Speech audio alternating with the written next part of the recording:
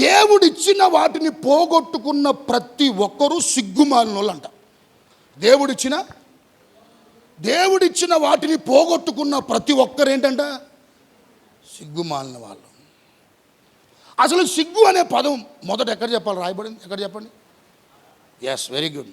2వ అధ్యాయం 25వ వచనం ఉందండి, చూడండి. ఆదికాండం 2వ అధ్యాయం 25వ వచనమా.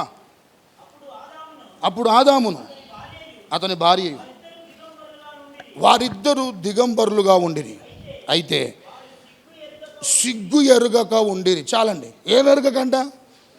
దిగంబరులుగా ఉన్నారు, కానీ ఏమెరగక ఉన్నారంట? సిగ్గు ఎరగక ఉన్నారు. ఎందుకు దిగంబరులుగా ఉన్నా ఎందుకు సిగ్గు ఎరగలే వాళ్ళు? నా ప్రశ్న.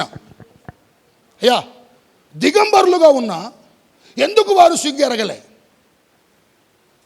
చెప్పండి నాన్న. దిగంబరులుగా ఉన్నా మేము దిగంబరులమని సిగ్గు ఎరగక ఎందుకు వారు ఉన్నారు? వాళ్ళ కళ్ళు వెరీ గుడ్. వాళ్ళు ఇంకా దేవుడి మహిమతో ఉన్నారు. వారు దేవుడి యొక్క ప్రేమికుల ప్రభావంతో ఉన్నారు. గమనించండి. మరి ఎప్పుడు ప్రేమికులారా వీరి జీవితములో మేము దిగంబరులము అని సిగ్గుపడి చెట్ల చాటుకు ఎప్పుడు చెప్పాలా పోయింది? ఎప్పుడంట? ఎప్పుడో చెప్పాలి. ఎప్పుడో వినండి, తల్లపై కదా ఒకసారి.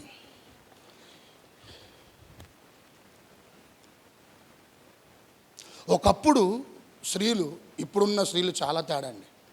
ఒకప్పుడున్న కట్టు బట్ట వేరు, ఇప్పుడున్న ఏంటన్నా, అవునా కాదా? రైట్. ఒకప్పుడు స్త్రీ చున్ని జారిపోతే ఏదో పెద్ద ఏంటంట బాధ అయినట్లు అనిపించేది. ఈరోజు ఫ్యాషన్. చెప్పండి, ఈరోజు ఏంటంట ఫ్యాషన్. ఒకప్పుడు ఆది మానవులను పిలిచేవాళ్ళు. ఎందుకు పిలిచేవాళ్ళంటే ఆది మానవులని చాలని బట్టలు కట్టుకొని మొలలో చుట్టూ ప్రేమికులారా సరైనటువంటి ఏంటంట లేక ఉండి కాదు, లేక ఏం లేక ఆది మానవులు అన్నారు. మరి ఇప్పుడు హైటెక్ ఆది మానవులు చెప్పాలి. హైటెక్ ఆది మానవులు చెప్పాలి. ఎంత పొదుపు బట్టలు వేసుకుంటే అంత హైటెక్ ఆది మానవులు. ఈ రోజున్న ట్రెండ్. ఎంత పొదుపు ప్రేమికులారా దాన్ని ఏమంటారు? పొట్టి బట్టలు. Very good. ఎంత పొట్టి బట్టలు వేసుకుంటే అంత ఏంటంట ఫ్యాషన్. ఒకప్పుడు శరీరమును ప్రేమికులారా కనపడకుండా స్త్రీలు దేవుడికి వారికి అపూర్వమైనటువంటి ఆకారం ఇచ్చాడని ఆ అందాన్ని ప్రేమికులారా ప్రజలు కనపడొద్దని చుట్టూ ఏంటంట ఎక్కడ కనపడకుండా చాలా జాగ్రత్తగా నడుచుకునేవారు. కానీ ఇప్పుడు పరిస్థితి ఫ్యాషన్. ఒకప్పుడు స్కూల్కి వెళ్తున్న మీరు సరిగ్గా నిక్కర్ లేకపోతే అతుకులు వేసుకొని మరి నిక్కర్లు తొడుక్కొని స్కూల్కి పోయారు మీరు. ఏం లేక ఇప్పుడు చెప్పాలా? ఎంత చినిగితే అంత కాస్ట్. టాన్ జీన్స్ ఎన్ని బొక్కలు ఉంటే అంత కాస్ట్. ఫ్యాషన్. ఇలాంటి ప్రేమికులారా పరిస్థితి నేటి సమాజంలో ఈ వస్త్రాల గురించి చెప్పుకుంటూ వెళ్తే ఎంత తక్కువ మాడంత మంచిది. మీకు చాలామందికి బాగా అనిపిస్తుంది, కానీ సంగమా క్రైస్తవుల వస్త్రధారణ కూడా చాలా ప్రాముఖ్యం అంట. హల్లెలూయా, ఆమేన్ చెప్పండి ఒకసారి.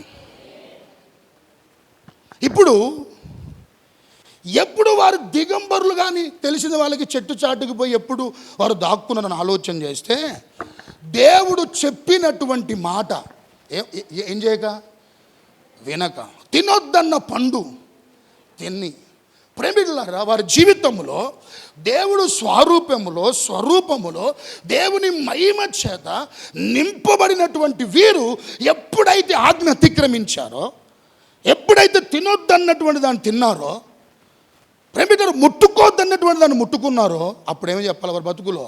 చెప్పండి ఏంటంట సిగ్గుపోయింది. ప్రేమికులారా తర్వాతకి వారు ఏమైనాని దిగంబరులమని తెలుసుకొని ఎక్కడ పోయారంటే వాళ్ళు చెట్టు చాటుకు పోయారు. సంగమా కూర్చొని మీ అందరూ చెప్తున్నా, మొదటి మాట, దేవుడు ఇచ్చినటువంటివి నువ్వు కనుక కోల్పోతే, ఒకవేళ మనం మందిరములో కానీ దేవుడు ముందు కానీ సమాజంలో కానీ చక్కటి వస్త్రాలు కట్టుకొని ప్రేమికులరా మనం ఒకవేళ నడిపించబడుతున్నప్పటికీ కూడా దేవుడి దృష్టిలో మనం ఏం చెప్పాలంటండి? దిగంబరులం. ఎప్పుడు ఎప్పుడు దేవుడు ఇచ్చినటువంటి వాటిని మరి మనకేమి ఇచ్చాడు దేవుడు? అసలు నీకేమీ ఇవ్వలేదు దేవుడు. ఎప్పుడు నీ మాట నదు. ఏ మాట చెప్పాలా? వినండి, ఈరోజు అమెరికా దేశం ప్రతి చిన్న పిల్లల కానుంచి ఎందుకంత బాధ్యత చెప్పాలా? ఎవరికి? అమెరికాలో ఉన్నటువంటి వారు చిన్న పిల్లల ఇంట్లో ఎంతమంది ఉంటే అంతమందికి బాధ్యత. దేశం అభ్యున్నత కొరకు, దేశం యొక్క శ్రేయస్సు కొరకు, దేశం యొక్క ప్రగతి పదములో ఉండాలని ప్రేమికులారా ఇంట్లో ఎంతమంది ఉన్నా కూడా ఆ దేశ శ్రేయస్సు కొరకు ఎందుకు చెప్పాలా పాటుపడి? ఒక వ్యక్తి ఒక మాట అన్నాడు, అబ్రహాం లింకన్. ఏమని చెప్పాలా? Don't ask country what country have done for you. ఏనా?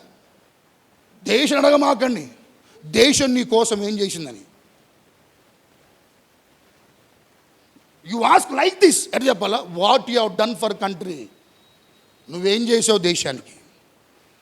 ఆ ఒక్క మాట అండి అనేక మంది అమెరికన్స్ ఏంటి చెప్పాలా? ఇప్పటికీ ప్రేమికులారా ఆ విధానంలో దేశం ఒక ఉన్నతి పదములో కొనసాగటానికి అందరూ బాధ్యతగా పనిచేస్తారు. హల్లెలూయా. నువ్వు కూడా నాకేం చేశాడు అనొద్దు. నువ్వు అసలు నువ్వేం చేసి దేవుడు కొరకు? నీకేం చేయలే దేవుడు నీకు? చెప్పండి, నాకేం చేయలే. మా చేతులెత్తండి. నాకేం చేయలే. దండగా బాప్టిజం దండగా తీసుకున్నా. మాయగా ముంచారు అక్కడే ఎవరో మాటలేని అనోళ్ళు ఎవరు ఉండదు. చేతులు ఎత్తండి. దండగా అన్నవరం చేతులు ఎత్తండి. ఉన్నారా?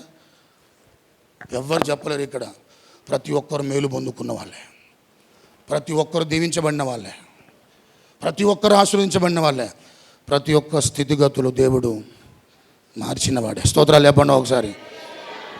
సంగమా, నీ ఆశీర్వాదాలకి లోకంలో ఉన్నటువంటి వాళ్ళు చెప్పాలి తేడా. వినండి, వాళ్ళ ఆశీర్వాదాలు శాపాన్ని ఇస్తాయి, నీ ఆశీర్వాదాలు తరాలను దీవిస్తాయి. ఏం కావాలి నీకు? ఏం కావాలి నీకు? భూలోకంలో కోట్ల పడిగెత్తినటువంటి వాళ్ళ ఆశ తెలుసా? శాపం వర్తరాలు మిగిలిస్తుంది. దేవుని ఎరిగినటువంటి ప్రమిడులారైన మార్గములో జీవిస్తున్నటువంటి వారు ఎవరైతే ఉంటారో కొంచెమైనా చాలు. ఈమె గారు కొంచెమైనా చాలు, దాన్నే దేవుడు దీవించి తరాలకు ఆశీర్వాదకరంగా చేస్తాడు. హల్లెలూయా. ఇంకొంచెం బిగ్గరగా చెప్పండి, హల్లెలూయా. నువ్వేం చేసావు దేవుడు కొరకు? అది ప్రశ్నించుకు ఎప్పుడు కూడా. నువ్వేం చేయవు, కానీ నీకు మాత్రం దేవుడు ఏం చేయాలి? ఏం చేయాలి? దేవుడి కోసం ఏం చేయవు? ఉపవాసం ఉండవు, మందిరానికి రావు, నిర్లక్ష్య వైఖరి, తిరుగుబాటు స్వభావం, ద్వంద్వ వైఖరి, దిమాంస,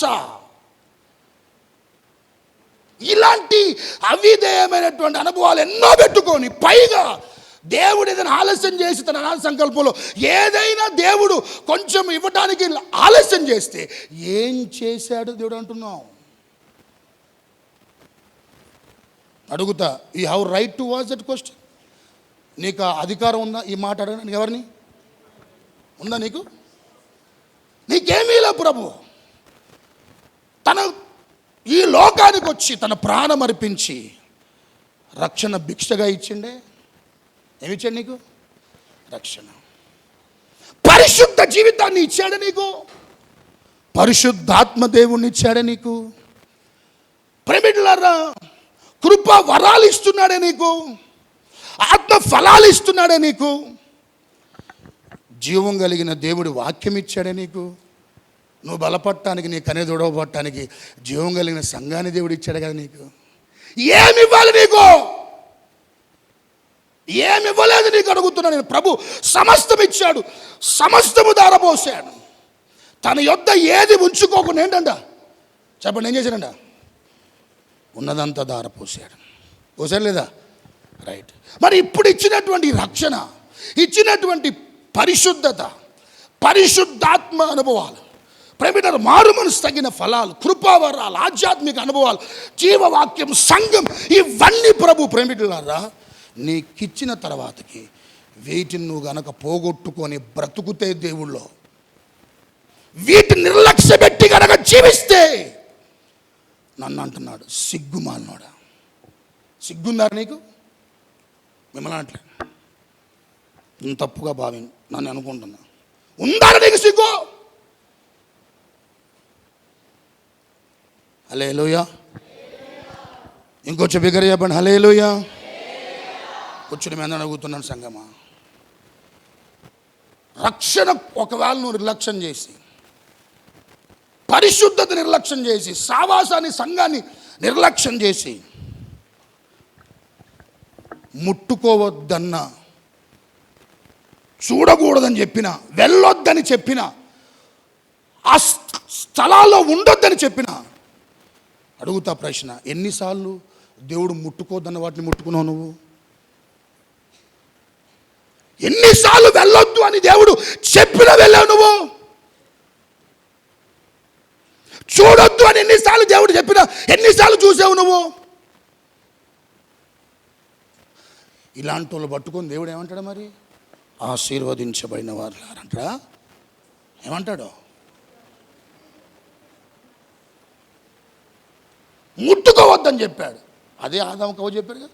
తినొద్దని చెప్పాడు, అది చెప్పాడుగా. మరి మనకు చెప్పట్లే దేవుడు? వెళ్ళొద్దు, చూడొద్దు, కూర్చోవద్దు, మాట్లాడొద్దు,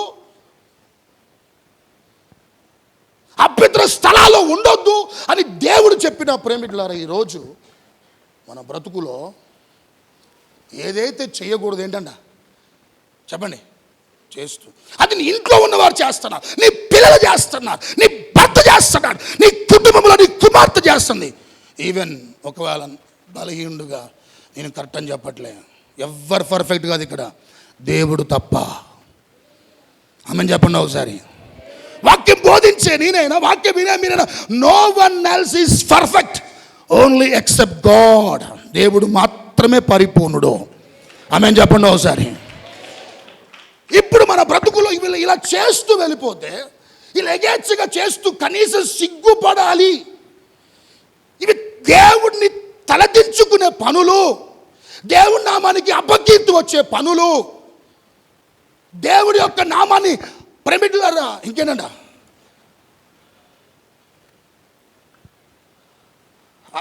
అప్రిష్టపాలు చేస్తూ రకరకాల జీవిత విధానాన్ని కొనసాగించుకుంటూ, ప్రభువులో ప్రేమికులారా కుటుంబమును పిల్లల్ని గద్దించకుండా వెనకేసుకొచ్చి మందిరంలో కూర్చొని అందరితో పాటు కలిసి ప్రభుని స్తుతిస్తుంటే, ప్రభు ఆ రోజు వాళ్ళని చూసి అన్నమాట, సిగ్గుమాలిన వాళ్ళారా చూడరండి అని ఈరోజు నిన్నేం చేస్తున్నాడు?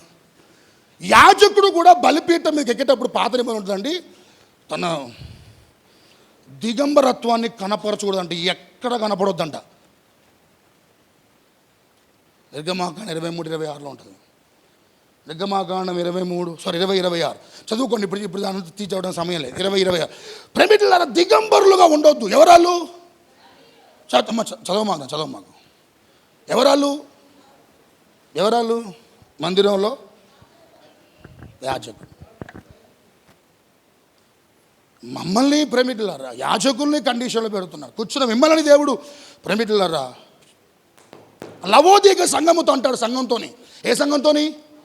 మీరు దిగంబరులుగా ఉన్నారు, మీ దిశములు నాకు కనపడతని అంటాడు. చూడండి ఒకసారి ప్రకటన గ్రంథం 3వ అధ్యాయం 17వ వచనం. ప్రకటన గ్రంథం 3వ అధ్యాయం 17వ వచనం. ఓకే, దిక్కుమాలిన వాడవు, దరిద్రుడా, ఏనా గుడ్డివాడవు, దిగంబరివై ఉన్నావని ఎరుగక.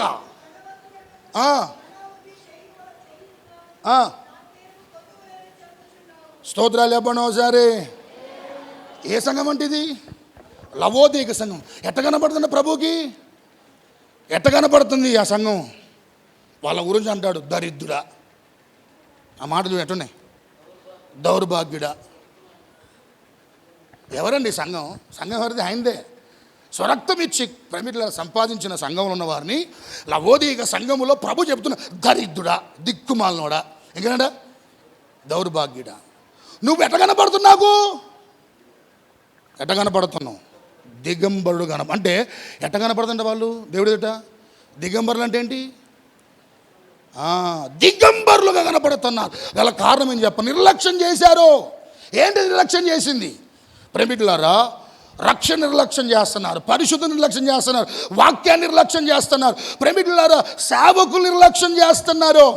ఇంకా చెప్పుకుంటూ వెళ్తే నీకు వెలుగు ఫలాలు ఇచ్చాడు, నీతి ఫలాలు ఇచ్చాడు, ఇంకా పరిశుద్ధాత్మ అనుభవాలు ఎన్నో నీకు నా దేవుడు ప్రేమికులను ఇస్తూ నీ ఆధ్యాత్మికమైన జీవితం మరింత పటిష్టంగా ఉండాలని దేవుడు ప్రేమికులారా కోరుకుంటే ఇవన్నీ ఇచ్చిన వాటిని ఏం చేస్తారంట చెప్పండి? ఇచ్చిన వాటన్నిటిని పక్కకు పెట్టి నిర్లక్ష్యం చేస్తూ కనపడుతున్న కారణాన్ని బట్టి లవోదిక సంఘముతో అంటున్నాడు, మీరు ఎలా కనపడుతున్నారు నాకు? దిగంబరులుగా మీ దిశముల్లా కనపడుతున్నాయి. హల్లెలూయా. తలపైకెత్తి గట్టిగా చెప్పలు. ఇప్పుడు చెప్పినాక ఒక ఉద్యోగస్తుడు ఉద్యోగాన్ని కాపాడుకున్న దానికంటే, రోజు పనికెళ్తున్నవాడు తన పనిని కాపాడుకున్న దానికంటే నీకు ఇచ్చిన రక్షణ అంతకంటే ఎక్కువ గట్టిగా కాపాడుకోవాలి.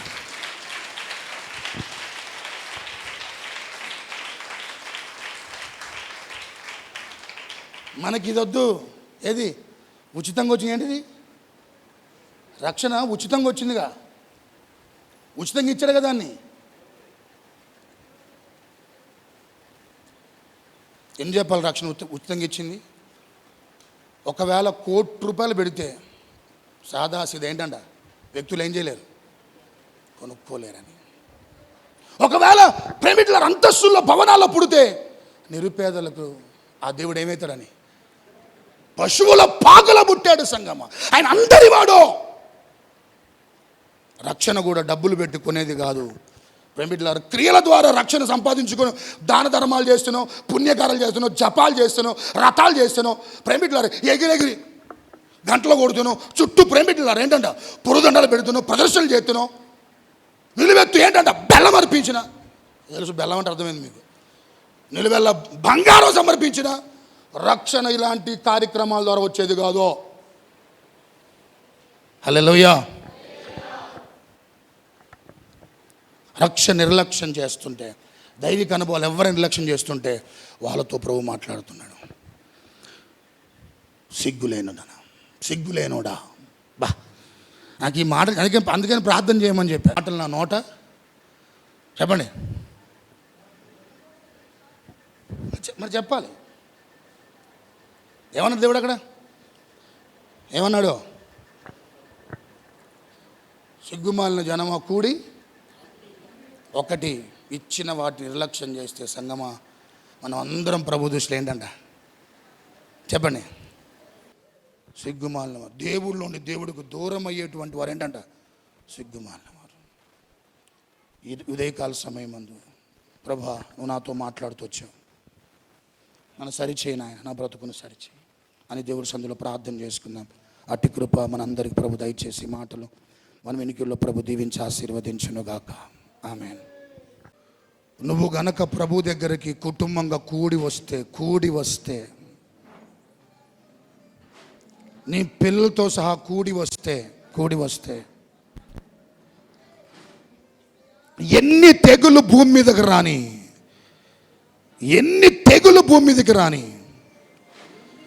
ఒక గద్ద తన పిల్లని ఎత్తుకొని పోయినట్లు, ఒక కోడి తన రెక్కల కింద పిల్లల్ని భద్రపరిచినట్లు నిన్ను భద్రపరుస్తాడు. కూడి వస్తే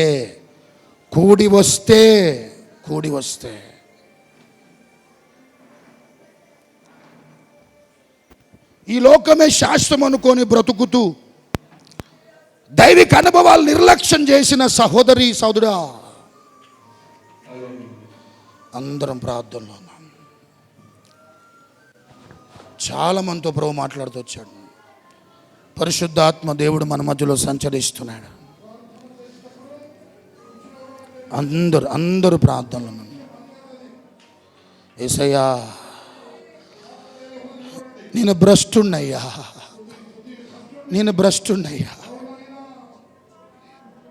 నేను దౌర్భాగ్యుణ్ణి ప్రభా, నేను దౌర్భాగ్యురాలనయ్యా.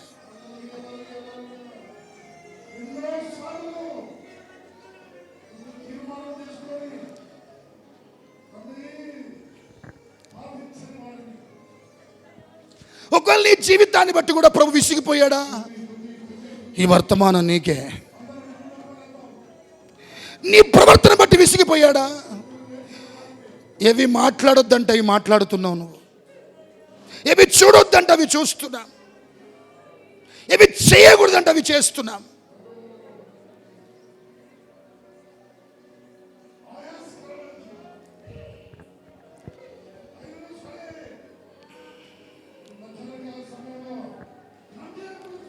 మందిరములో ప్రమిడ్లరా,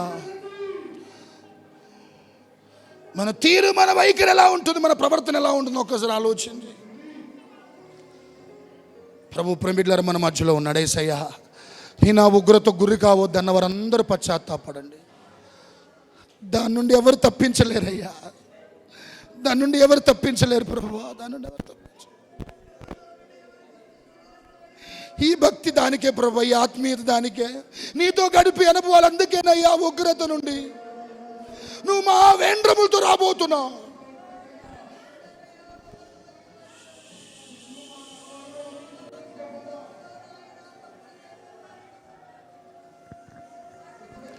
ఏమైనా కనపడతానయ్యా ఇంట్లో, నీలో కనపడతానే ప్రభుని అడుగు, ప్రభుని అడుగు. ఇంతవరకు సమర్థించానయ్యా, ఇంతవరకు వెనకేసుకొని వచ్చానయ్యా,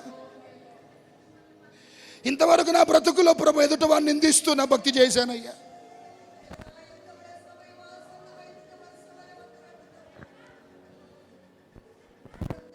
ప్రార్థన చేసుకుందాం. ప్రభువా,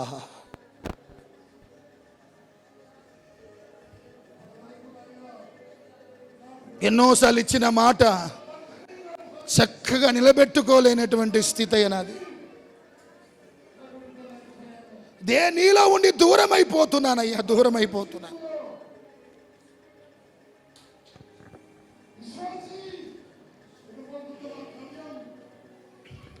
నీ మేలు కోరి ప్రభు మాట్లాడాడు. వాక్యం ద్వారా ఇప్పుడు మనం గద్దిస్తున్నప్పుడు మనం సరి చేస్తున్నాం. మన చెడుతనం ప్రభు తొలగిస్తాడు. ఆయన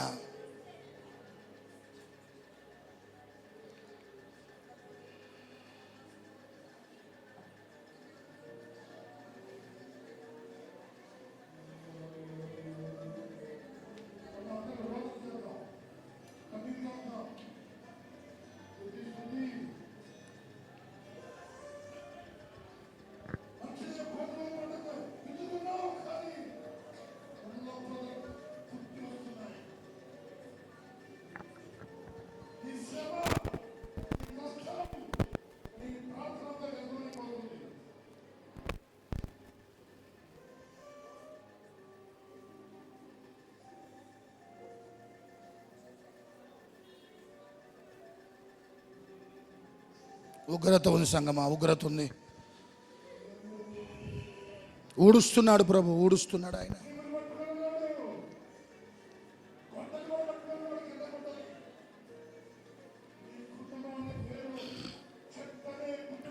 నీలో ఆయాస్కరంగా ఉంటే వస్తానయ్యా నీ కాడికి అన్నవారి చేతులు ఎత్తండి.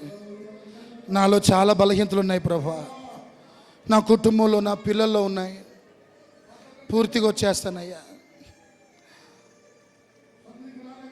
ఇక మీదట ప్రభా ఎప్పుడు తలదించుకునే పనులు చేస్తున్నప్పుడు తలదించుకునేవారు కూడా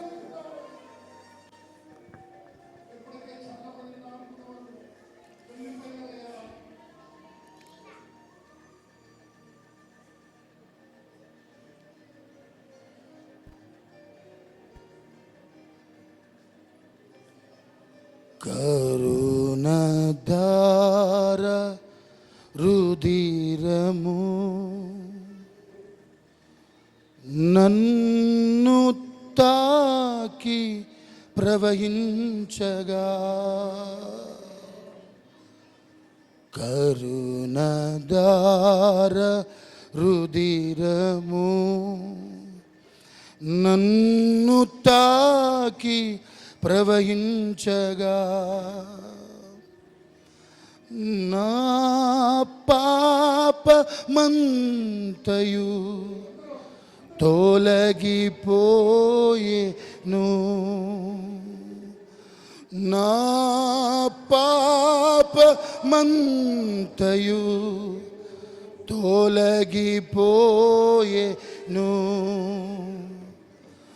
నా జీవితం నీకే అంకితం, నా జీవితం నీకే అంకితం. చరణం నీ చరణం, చరణం నీ శరణం, శరణం నీ చరణం,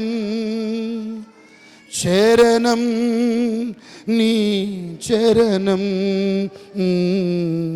ఇదిగో దేవా నా జీవితం, ఆపాదమస్తకం నీకంకితం. ఇదిగో దేవా నా జీవితం, ఆపాదమస్తకం నీకంకితం. పలుమార్లు వై దొలగినాను, పరలోక దర్శనము నుండి, విలువైన నీ దివ్య పిలుపుకు నే తగినట్లు జీవించనైతి. చెప్తావా? పలుమార్లు వై దొలగినాను, పరలోక దర్శనము నుండి, విలువైన నీ దివ్య పిలుపుకు నే తగినట్లు జీవించనైతి. అయినా నీ ప్రేమతో నన్ను దరి చేరినావు, అందుకే గైకొనుము దేవా ఈనా శేష జీవితం. అందుకే గైకొనుము దేవా ఈనా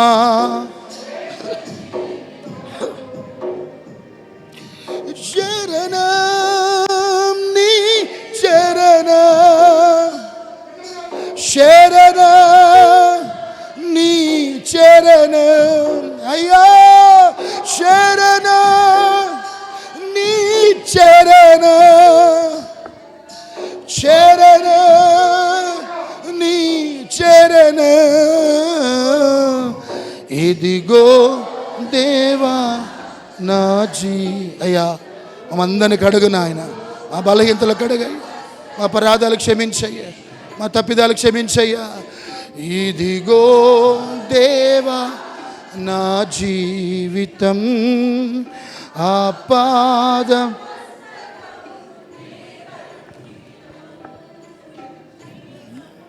ప్రార్థన. అందరు దయచేసి చేతులెత్తండి. ప్రభు చూస్తాను, ఇష్టపడుతున్నాను. ప్రభువా, నేను ఏ స్థితిలో ఉన్నాను చెప్పినట్లుగా కూడి వస్తానయ్యా, కూడి వస్తానయ్యా, కూడి వస్తానయ్యా. ప్రార్థన చేసుకున్నాం. ప్రభువా, పరిశుద్ధాత్మదేవ, నాతో కూర్చున్న ప్రతి ఒక్కరితో మీరు మాట్లాడుతూ వచ్చినందుకు మీకు వందనాలు.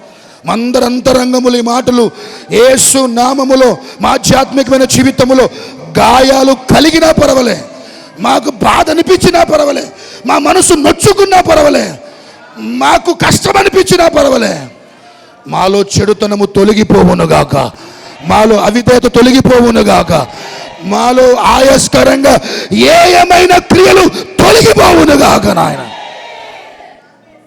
అట్టి మనసు మీ అందరం కలిగి ఉండటానికే ప్రభువా.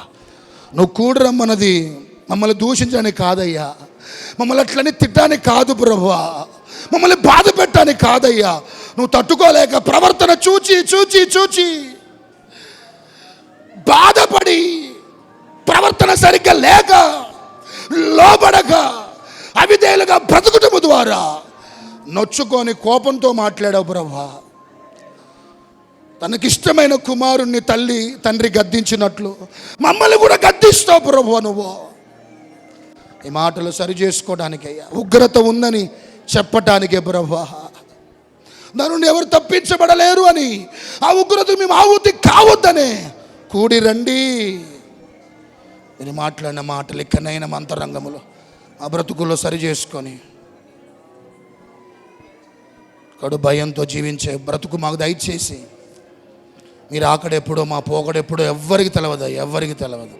ఇంకా బతుకున్నామంటే